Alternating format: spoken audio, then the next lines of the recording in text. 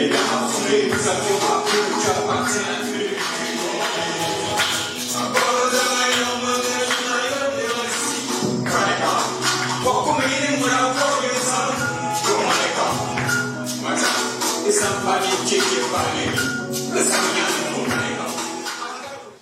C'est un réel plaisir pour moi de me présenter devant vous à l'occasion de mon nouveau livre intitulé Le Songo, un jeu de stratégie du peuple égan. Le titre résonne comme un véritable plaidoyer pour une renaissance des valeurs culturelles qui font la fierté de notre peuple en particulier et africain en général.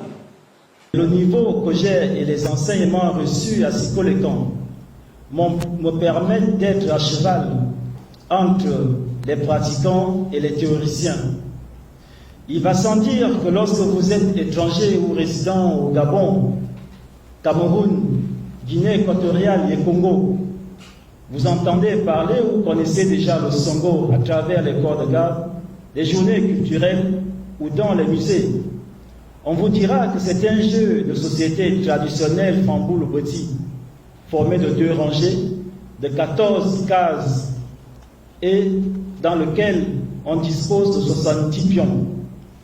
Cependant, très peu de gens ne vous donneront pas son origine, celui qui l'a inventé, quand et où cela a été possible, son rôle véritable, comment ce jeu est arrivé dans ces pays identifiés, quel rôle avec l'histoire et jusqu'où peut aller l'enseignement scientifique du Songo.